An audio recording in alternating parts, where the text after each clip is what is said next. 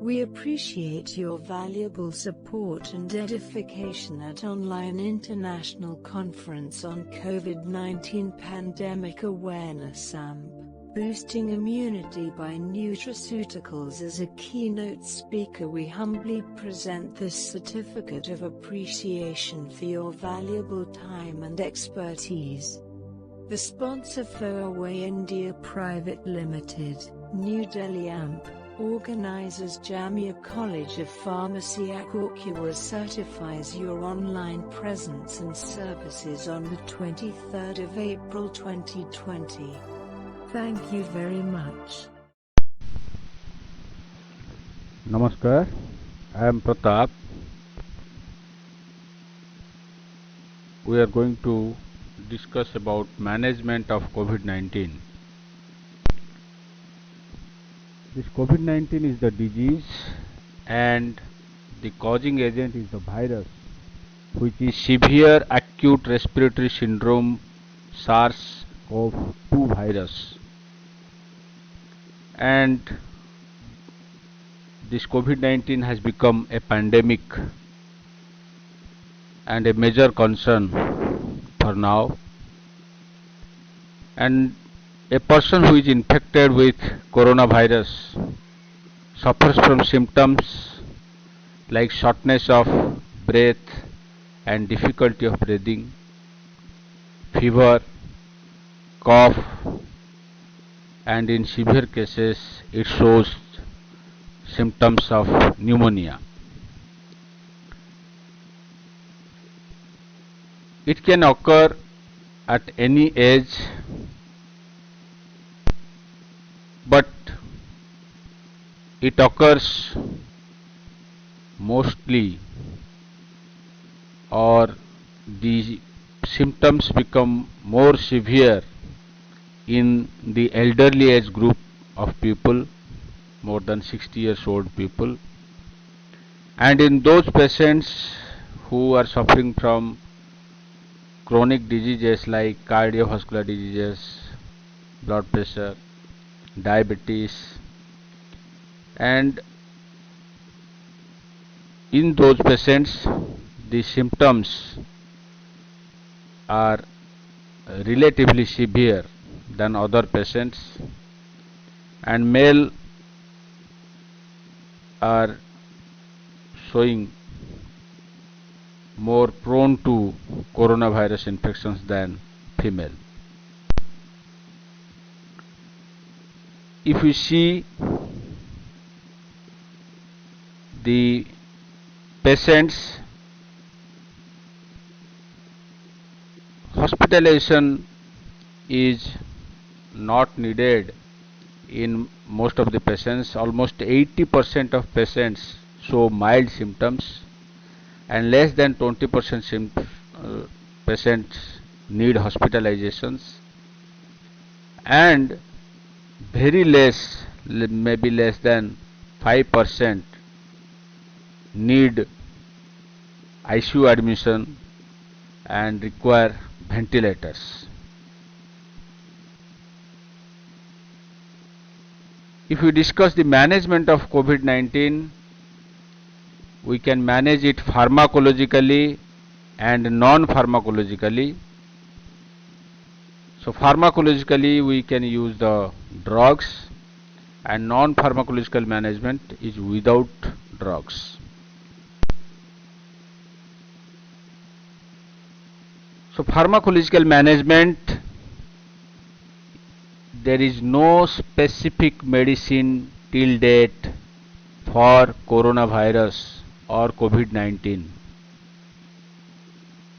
because this virus is new to all of us and we don't have any specific medicine against this virus.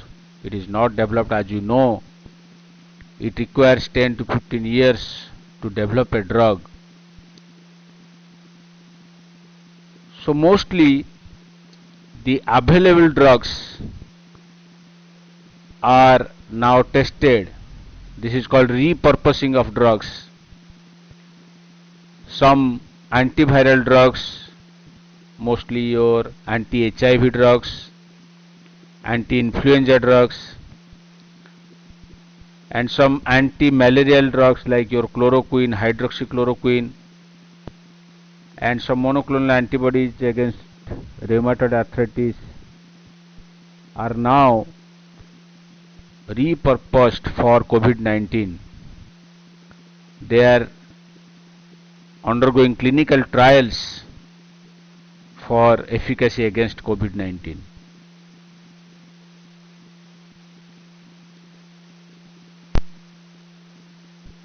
Out of those drugs, this FDA has approved the combination of hydroxychloroquine and azithromycin just after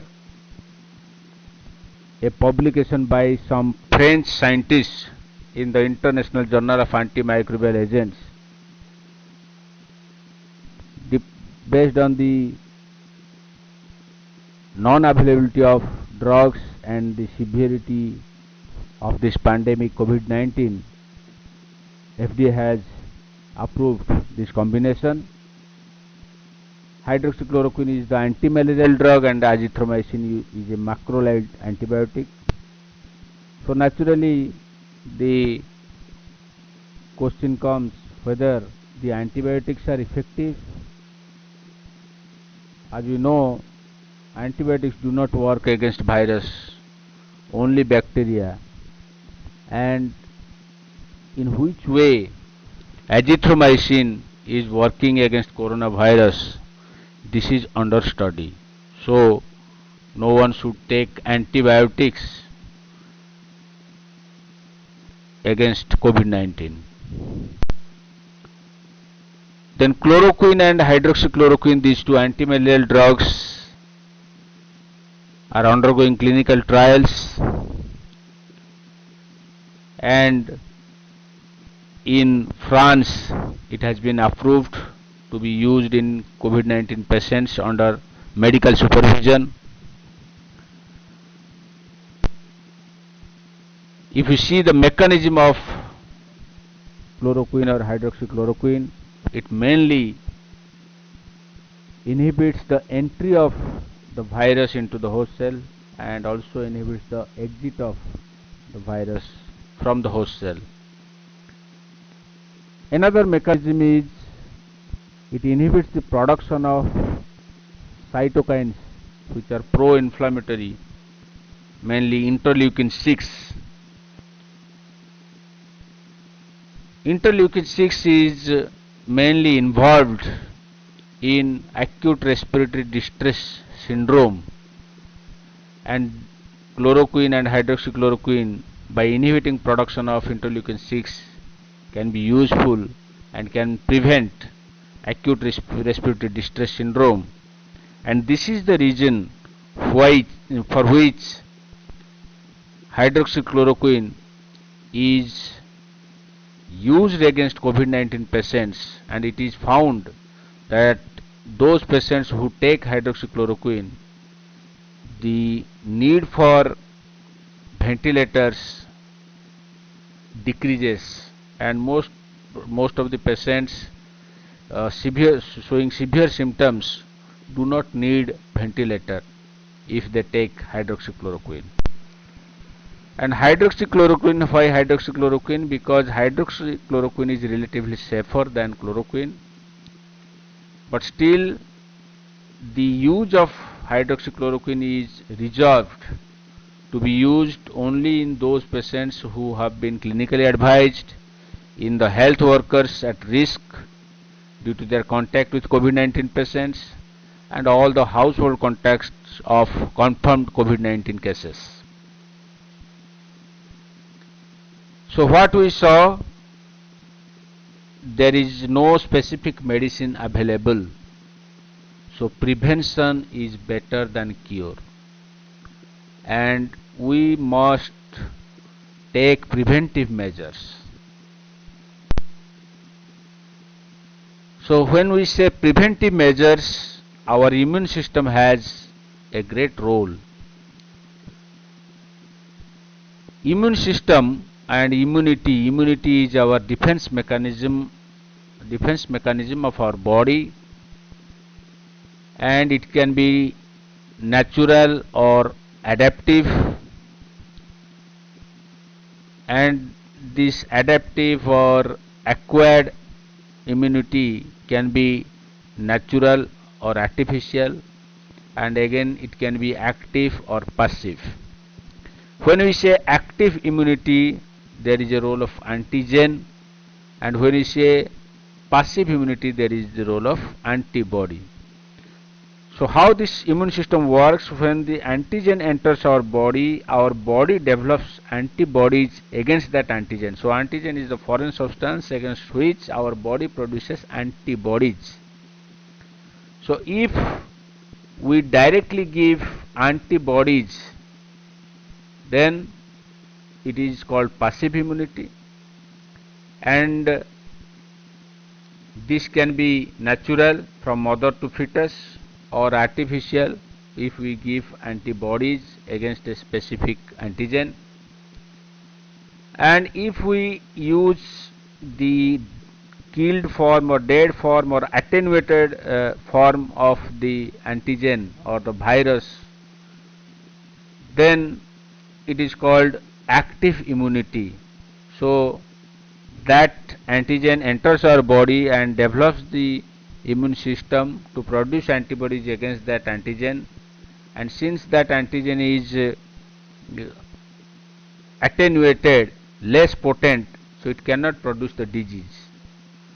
So that is artificial active immunity. And naturally, when there is the infection, there is production of the or development of the immune system, and that is called active immunity. And active immunity naturally can be achieved after clinical infection or subclinical infection in those patients in whom they are positive, the infection is positive but they are not showing symptoms. That is called subclinical infection. So the passive immunity, the promising treatment is your convalescent plasma. That means if one patient is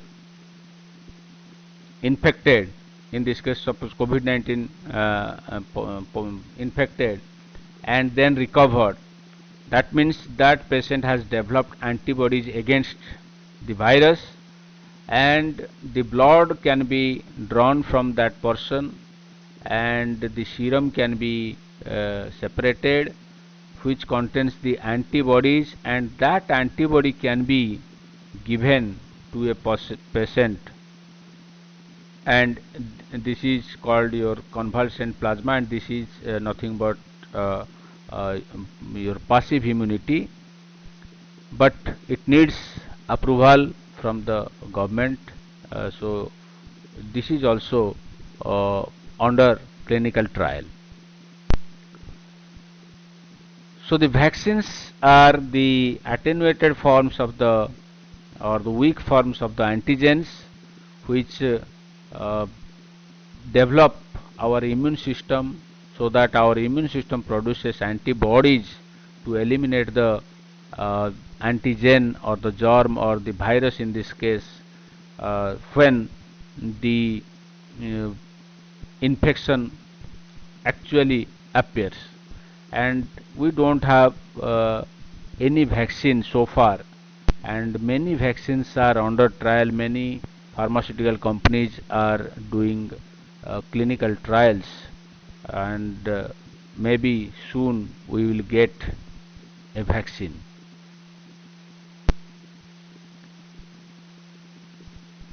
Another approach is your herd immunity. So if the population, this is herd means a group of animals, and here herd immunity means your population immunity or community immunity.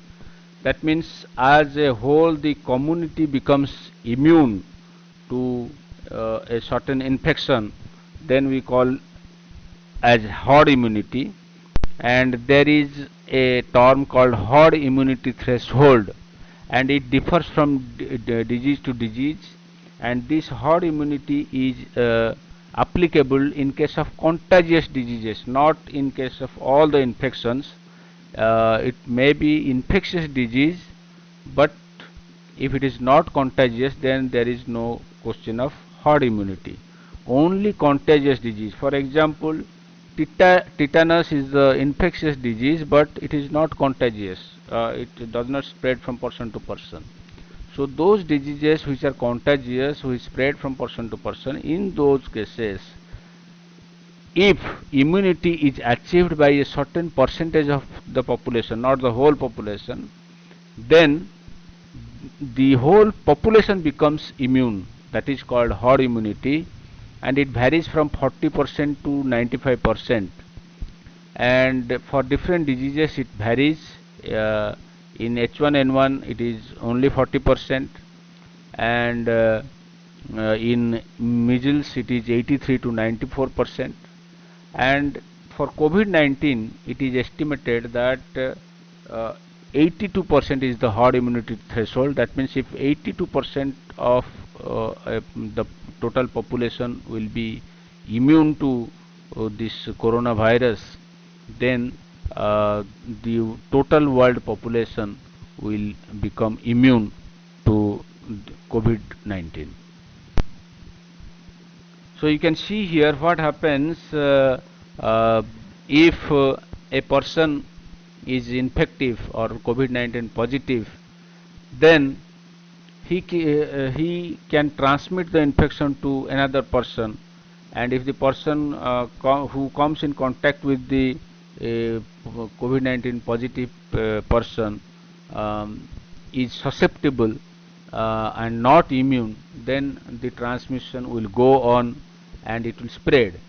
But the person who is in immediate contact with the positive COVID-19 patient is immune, then that means the chain is blocked there, and in this way this herd immunity works, and that is the reason why 100% person may not be immune, but the herd immunity is achieved. You can see here in this figure in the above one, the immune individuals, that is green dots, are less, so the infection spreads to more number of persons, that is red dots right side. But below we can see the green dots are more, that means immune animals or immune individuals are more, and individuals with no immunity, that is yellow dots, are less. So in that case the spread is less, and the red dots are less on the right side. So that is called protective herd immunity. So there are two ways of herd immunity, one by vaccination and the second by spreading the disease, the wait for the disease to make its rounds through a population. And vaccination is not there, and going for spreading the disease, it is a very difficult thing, because we don't know what will be the consequences. However, Sweden is one country who is going for this second option, and maybe very soon it will achieve herd immunity. And they can do that because the population density is very less there. But for India, the population density is so high, it is not possible to think of that. So it's better to boost our immunity, because we don't have any specific medicine, we don't have vaccines to prevent, we don't have antibodies to provide passive immunity. So better we can boost our immunity, so that our immune system can act against the virus when it comes to our body. And the nutraceuticals has a major role in boosting our immunity, and the vitamins like vitamin C, vitamin B6, vitamin E, and the minerals like zinc, then vitamin D, and other nutraceuticals like alpha lipoic acid, N-acetyl cysteine, glucosamine. All of them has a role in boosting our immunity, and our Ayush department of Government of India has recommended certain herbal therapies and teas, including turmeric, jeera, dhania, lesun, tulsi, dalchini, kali mirch or black pepper, sunthi. All these things can be used to uh, boost our immunity. Now, the non-pharmacological measures, we can boost our immunity by going for a sound sleep of 7 to 8 hours. Sleep boosts our immunity. Then a moderate exercise of half an hour a day also boosts our immunity. And anxiety actually decreases our immunity, so we should reduce our anxiety, and best way to reduce our anxiety is to minimize watching and reading or listening all those news related to COVID-19. Then the major symptom of this COVID-19 is your respiratory distress, so we can improve the respiratory hygiene by doing yoga and pranayam. Then the best thing is preventing the infection, and there are so many advertisements by the Government of India and regularly, and our honorable Prime Minister is also asking us to do all these measures of hand washing, social distancing, use of masks whenever we are going outside, use of disinfectants, uh, and all these things we can do.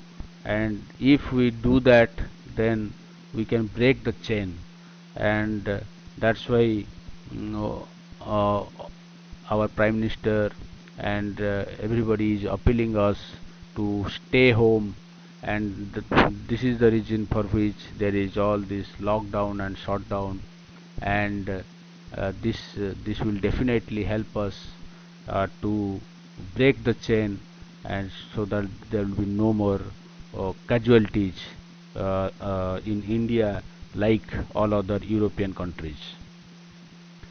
So we can make a difference during this COVID-19 pandemic by protecting ourselves, by staying home, by maintaining distance, and by cleaning our hands most often, and uh, if the requirement is there, you can the COVID-19 patients who have recovered can donate blood so that the antibodies can be prepared. So thank you all for your attention.